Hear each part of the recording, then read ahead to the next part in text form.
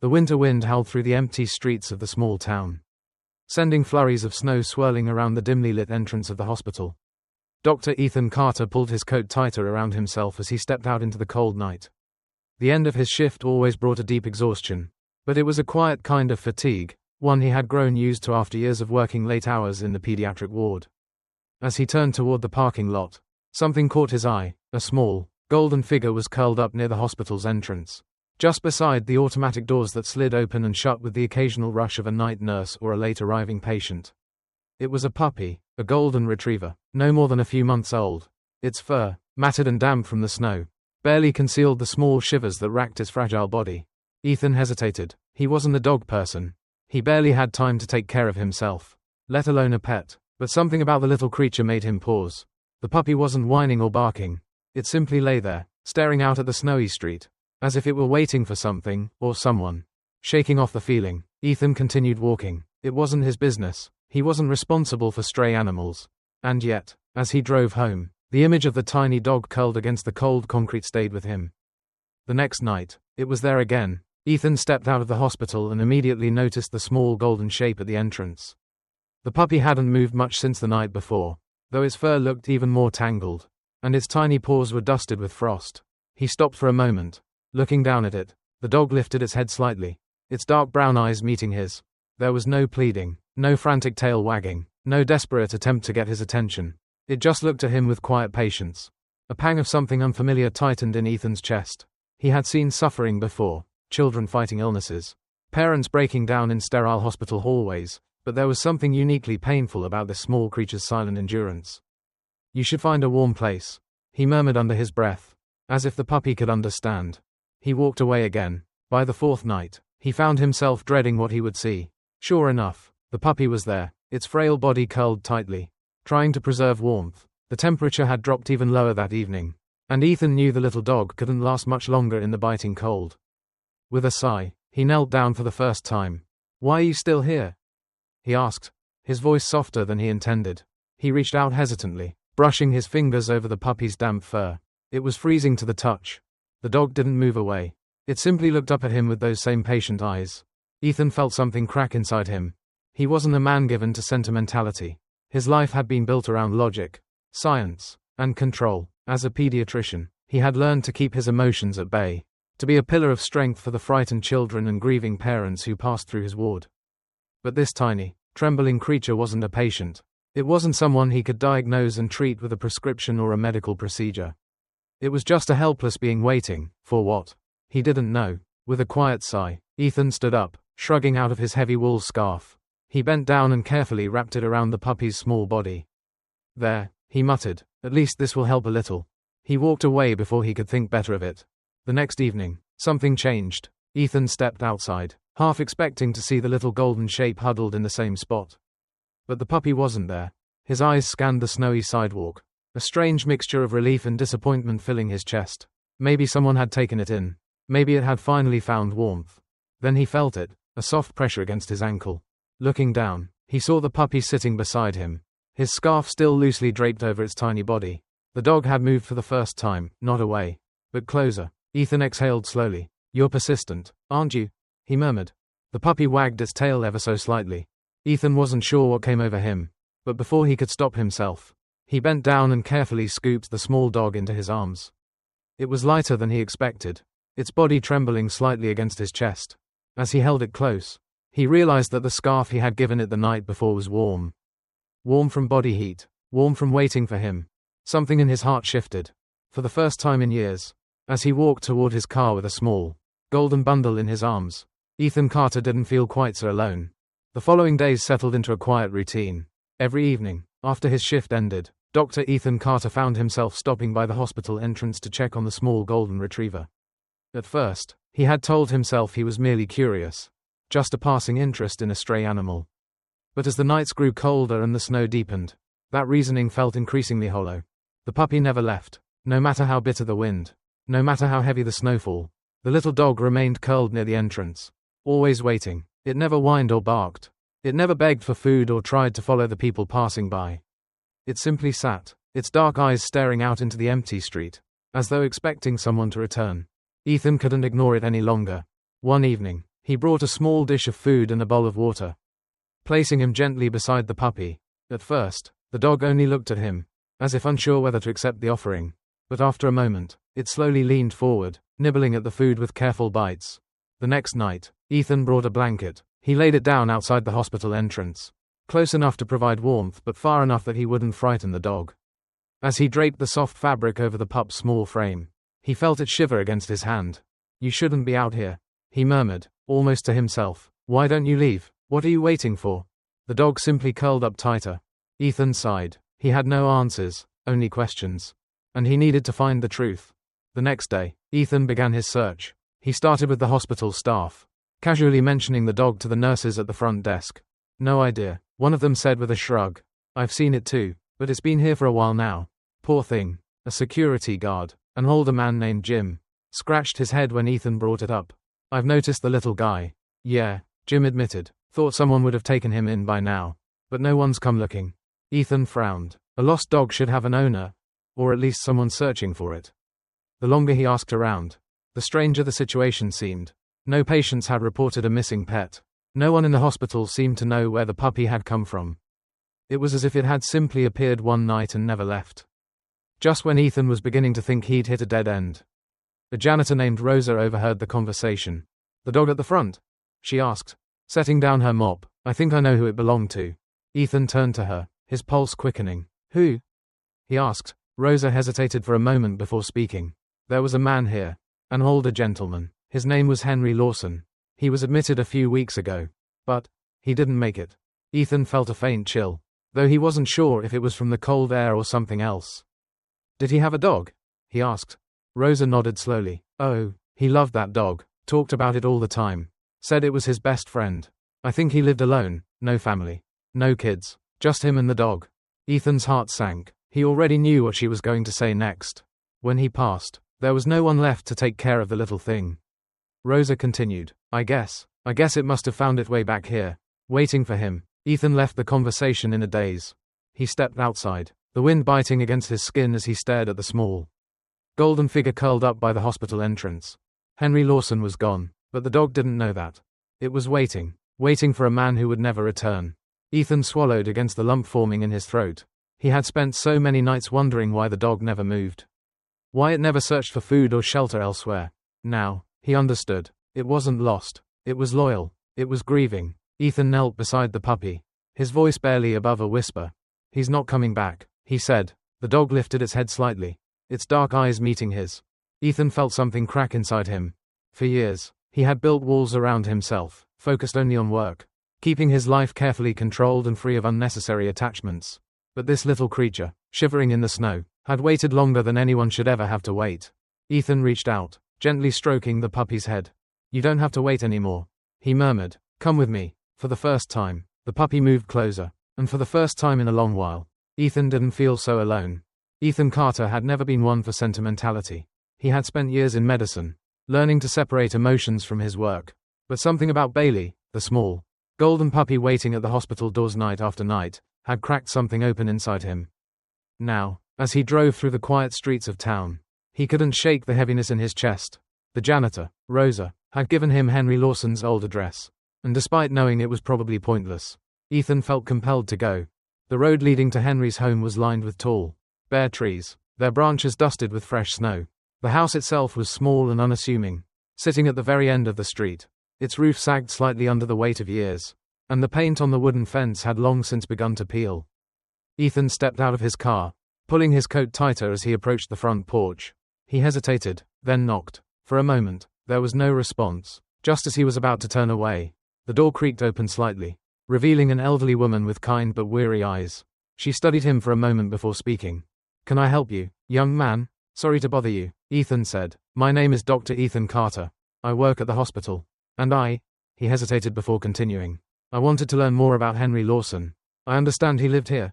At the mention of Henry's name, the woman's expression softened. "Yes, he did," she said, stepping back slightly. "I'm Margaret, his neighbor. I've known Henry for over 30 years.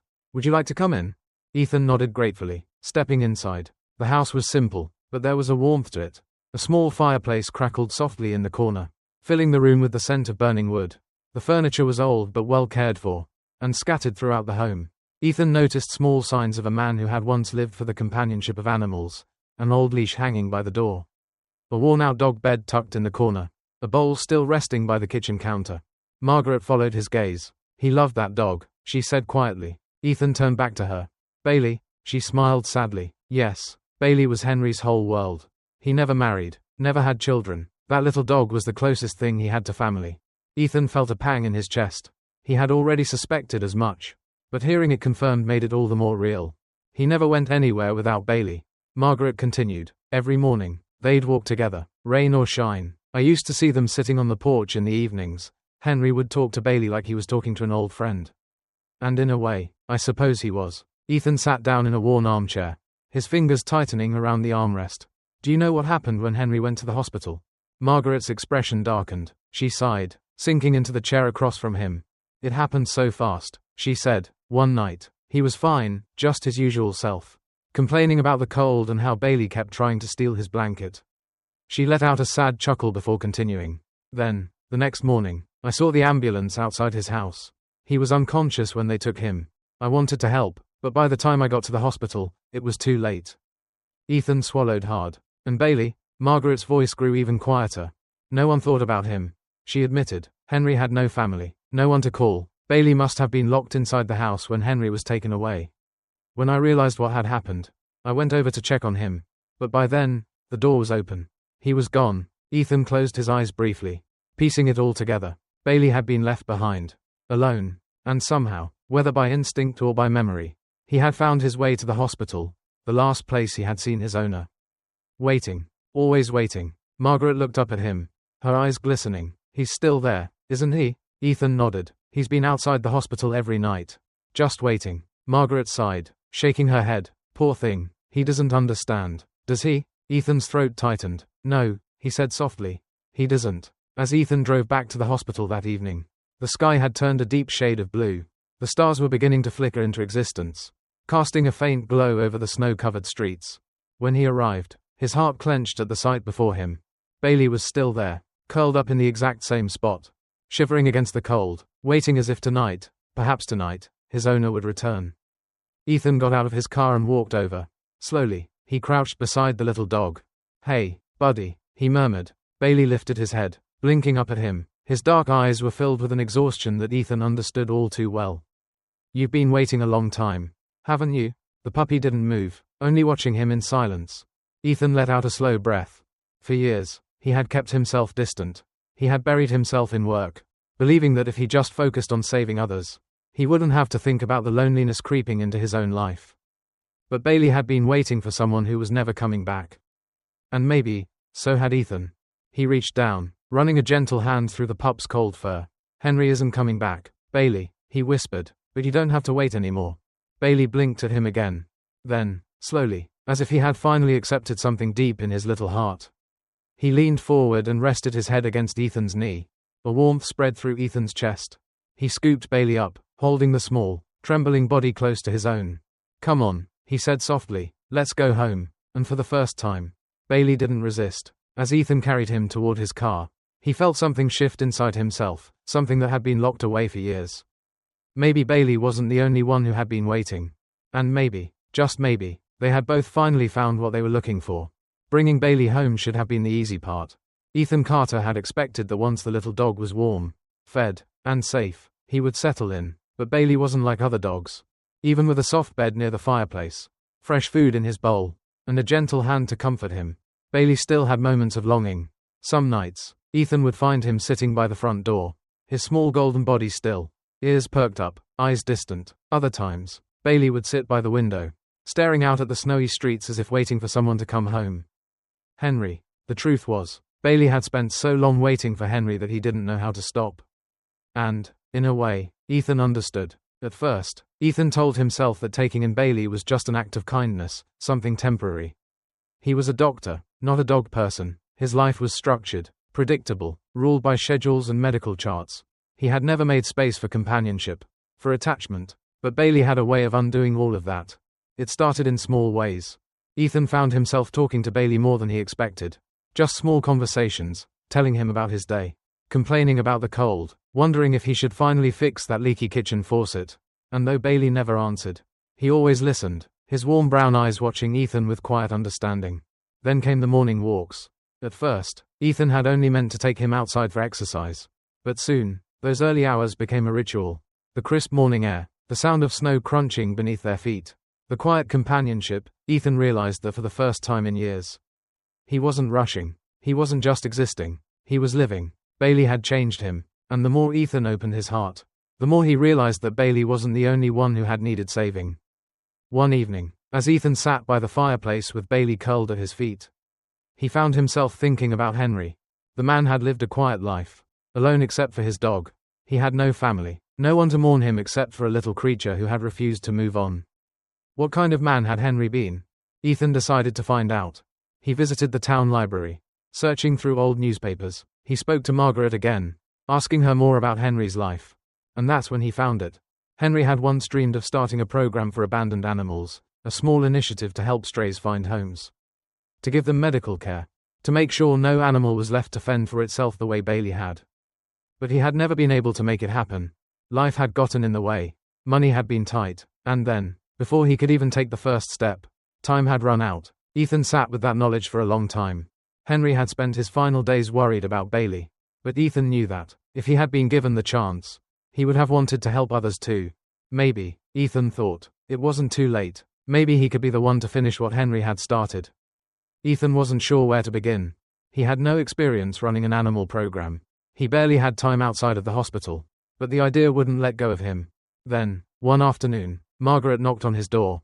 "I heard you've been asking about Henry's project," she said with a knowing smile. Ethan hesitated. "I've been thinking about it," he admitted. "I just don't know if it's possible." Margaret stepped inside, her eyes twinkling with something almost mischievous. "Well, you're in luck, Doctor. You're not the only one who cared about Henry's dream." Ethan frowned. "What do you mean?" Margaret pulled out a worn notebook and placed it on the table. "He may not have had the funds, but he had people who wanted to help. A few of us, neighbors, volunteers, even a couple of your hospital staff. We talked about it for years. We just never had anyone to lead the way." Ethan opened the notebook, flipping through pages filled with ideas. Notes, sketches of a mobile veterinary clinic, a program that wouldn't just rescue animals, but provide free medical care for strays, abandoned pets, and those in need. He looked up at Margaret, startled. "You were serious about this?"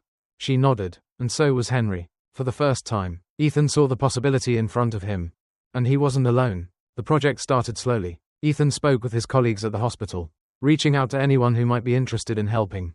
To his surprise, several doctors and nurses volunteered, many of them animal lovers, eager to be part of something meaningful. Margaret rallied local support, connecting them with volunteers who had known Henry. Even Jim, the hospital security guard, offered to help with fundraising. And then there was Bailey. The little dog had become a symbol, a reminder of why this mattered. At first, he was hesitant around strangers, still carrying the quiet grief of waiting too long for someone who would never return. But as the weeks passed, something changed in him too. He wagged his tail more. He stayed close to Ethan, no longer sitting by the door, no longer staring out at the street with longing. He was healing, and so was Ethan. Months later, on a bright spring morning, the mobile clinic opened for the first time. The small white van, emblazoned with the words Henry's Hope, pulled into the town square, greeted by a small but eager crowd. Inside, volunteers were ready, veterinarians, nurses, animal lovers, each of them carrying forward the dream that had almost been forgotten. Ethan stood by the entrance, watching as the first animals were brought in, stray cats in need of care, dogs whose owners couldn't afford veterinary bills. Bailey sat beside him, his tail wagging gently. Ethan knelt down, scratching behind his ears. "We did it, buddy." Bailey licked his hand in response. For the first time in years, Ethan felt a deep sense of purpose, not just as a doctor, but as a person. And somewhere, in the quiet corners of his heart, he hoped Henry Lawson would be proud. Bailey had found his home. And in the process, Ethan had found his own. The day the mobile clinic officially launched, the town square was alive with energy. The bright white van, now proudly bearing the name Henry's Hope, stood parked in the heart of town, its doors open to welcome those in need. Volunteers bustled about, veterinarians examining stray animals, nurses administering vaccinations, and local families bringing in their pets for care they otherwise couldn't afford. It was more than just a clinic. It was a movement. Ethan Carter stood back, watching the scene unfold with quiet pride. It had been months of work, planning, fundraising, rallying support, but now, it was real, and as he took it all in, he felt something unfamiliar yet deeply comforting: fulfillment. At his feet, Bailey sat calmly, observing the world with his usual quiet patience. He had changed too, no longer the lost, shivering puppy waiting outside the hospital. Bailey now carried himself with confidence. He was still Henry's dog in many ways, but he had also become something more. A symbol. Word of Bailey's story had spread beyond their small town. People were drawn to the tale of the loyal dog who had waited tirelessly for his owner. Unaware that Henry would never return, his unwavering devotion resonated deeply, reminding people of the pure and unconditional love that animals gave so freely. Local newspapers ran articles about Bailey and the clinic. A reporter from a regional magazine visited, writing a piece about Henry's dream and how Ethan had brought it to life.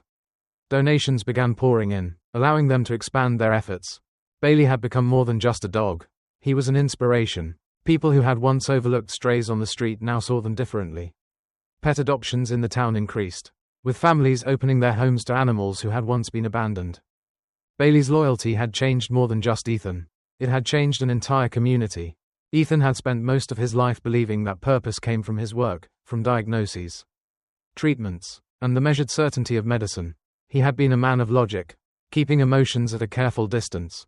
But Bailey had taught him something no medical textbook ever could.